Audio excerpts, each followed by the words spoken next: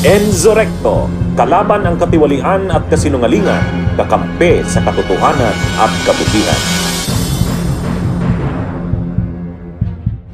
Kapitbisig mga bossing, dahil may sumabog na namang bagong kabanata sa ating walang katapusang saga ng korupsyon. Kung akala ninyo tapos ng palabas, aba, nagkakamali kayo. May isang alias J ang lumantad, parang isang phoenix na bumangon mula sa abo. Pero imbes na tagumpay ang dala, puro resibo at marahil isang PowerPoint presentation ng mga anomalya. Ito ra ay isang dating tauhan ni Senador Bong Revilla na ngayon ay lumalabas para idiin at hindi lang basta duruin, kundi literal na ipako at marahil ay itali pa sa poste ng kahiyan ang kanyang dating boss sa paborito nating issue, ang flood control corruption scandal. Pinakarga lang sa VIP car namin pero alam namin pera yon. Hindi kami pwedeng magbukas noon. Pag dinadalan siya ng kontraktor, pag dinadalan siya ng pera ni Yusek Bernardo. Sabi ni alias J, ang koneksyon daw ni Bong Revilla kay dating DPWH Undersecretary Roberto Bernardo ay mas malalim pa sa pinakamalalim na hukay na hinukay para sa mga ghost project at mas malalim pa sa mga pangako ng pagbabago tuwing eleksyon. Parang isang tangled web ng mga ninong at inaanak na ginawang family business ang kapangyarihan, kung saan ang bawat binyag ay may kaakibat na kickback na hindi pang regalo, kundi pang bulsa at siguradong pangdagdag sa koleksyon ng vintage cars. Si Bernardo, ang star witness dito, ang siyang nagdetalye na di umano'y tumanggap si Revilla ng kickback sa humigit kumulang 1 bilyon at 500 milyong piso ng proyekto. Isipin mo yan, 1 bilyon at 500 milyon na piso. Parang isang bundok ng perang kasing laki ng Mount Everest na itinayo gamit ang mga buhangin ng korupsyon at ang bawat butil ay galing sa pawis ng taxpayers. At teka, ang koneksyon nila, hindi lang basta co-workers. Ninong si Bernardo sa isa sa mga anak ni Revilla at ninong din si Revilla sa 2 anak ni Bernardo. Ang ganda ng family ties na ito. Parang omerta sa pelikula. Pero imbes na protektahan ng pamilya nagagamit para sa mas malalalim na koneksyon na may amoy pera at amoy na rin ng alikabok ng mga naantalang proyekto. Naganap pa raw ang isang encounter ni alias J at Bernardo sa Manila Yacht Club. Dahil saan pa ba makikita ang mga big time na tao kundi sa lugar kung saan ang hangin ay amoy yaman, ang tubig ay amoy deal, at ang mga yate ay kasing haba ng listahan ng mga pinaghihinalaang katiwalian. Mayroon event sa Manila Yacht Club. Sumakay kami sa yate, nandoon si Yusek Bernardo with I don't know ma'am, alam ko is contractor or may-ari ng yate. Ang pinakamatindi pa, may hawak daw si alias J ng mga listahan ng mga di-umani projects ng senador noong 2020. Ito ra ay para sa mga kakilala nitong politiko.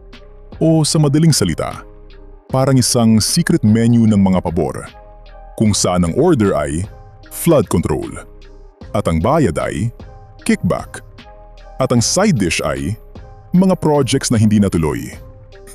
Sa kanya yan, mga priority project niyan, may mayor, may congressman, may governor, hanggang nakarating siya sa Mindanao. Ang tulong ni Revilla ay dumarating daw kapag mataas ang rating ng senador sa distrito ngayon. Parang isang laro ng Tetris, kung saan kapag perfect ang pagkakahanay ng mga politiko, may bonus na proyekto at pondo, at ang kapalit ay ang pagbaha ng pera sa bulsa ng ilan. Halimbawa, mayor ka ng isang bayan, hihingi ka ng tulong 20 million. Bago ka re-releasan, titingnan mo na sa record o bago niyo yan releasan, tingnan niyo muna kung pangilan ako. Nang tanungin si alias J kung bakit hawak niya ang mga sensitibong dokumentong ito, ang sagot? Isa daw ito sa mga dokumentong naiwan ng dating senador sa isang sasakyan. Naiwan? Parang napakawalang ingat naman na isang senador para basta iwan ang mga ganong papeles. O baka naman sadyang naiwan para may matuklasang ebidensya sa tamang panahon. Isipin mo, parang isang pelikula kung saan ang clue ay sadyang inihulog sa eksena. And itinabi ko dahil baka sa akin hanapin dahil ako ang duty during that time. Isa si alias J sa mga senior aide ni Revilla, dekada na umanong pinagkakatiwalaan ng pamilya. Ibig sabihin, alam niya ang pasikot-sikot. Parang isang IT guy na may access sa lahat ng folder, pati na rin sa restricted files at mga deleted histories na akala mo ay burado na.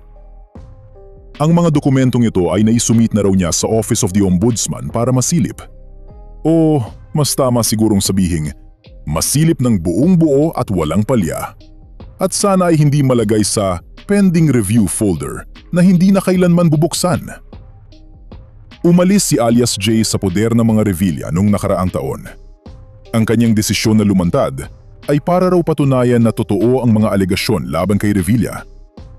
At syempre, nang pumutok ang flood control scandal noong Hulyo, pagsapit na Agosto, lumapit daw sa kanya ang isang taga-kampo ng Revilla at nag-alok ng 2 milyong piso.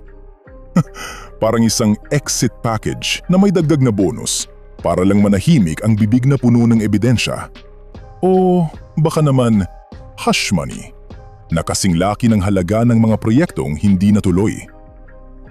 Ngunit mukhang hindi nagpatinag si alias J. Mukhang ang kanyang konsensya ay mas mahalaga kaysa sa 2 milyong piso. Hindi na bago ang pangalan ni Revilla sa mga ganitong usapin. Isa nga siya sa mga pangalang inirekomenda sa ombudsman na pakasuhan ng plunder. At sino ba naman ang makakalimot sa kanyang pagkakakulong dahil sa pork barrel scam noong 2013? Parang isang sequel na hindi natin hiniling, pero paulit-ulit na pinapanood dahil sa kakulangan ng mga bagong plot twist sa ating politika. At tila'y mayroong season pass sa mga ganitong issue. Ang tanong, hanggang kailan pa ba tayo magiging mga manonood sa walang katapusang drama ng korupsyon na ito? At kailan kaya magkakaroon ng happy ending para sa taong bayan? Kaya kung nais ninyong malaman kung paano magwawakas ang kwento ni alias J, kung siya ba ay magiging bayani ng bayan o isa lamang asterisk sa isang mahabang listahan ng mga lumantad na bigla na lang naglaho parang bula, kung ang mga resibo ba niya ay magiging epektibong bala o babalik lang sa kanya parang boomerang na nakasulat, "Welcome back to the status quo."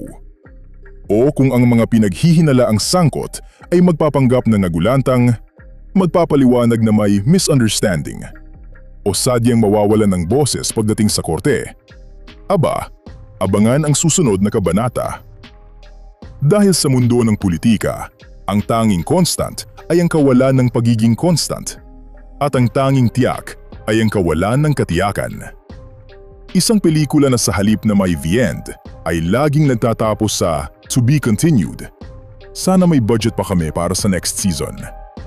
Huwag kayong bibitaw dahil ang ating sariling Filipino drama ay mas kapanapanabik pa sa anumang Netflix series at ang season finale. Well, matagal-tagal pa siguro yan. Good luck sa atin.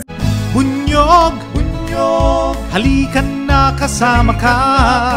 Bunyog, kapag buklod ay may pag-asa. Luzon, Visayas, Mindanao, isa ang pananaw. Sa bagong Pilipinas ang bunyog isisigaw. Bunyog.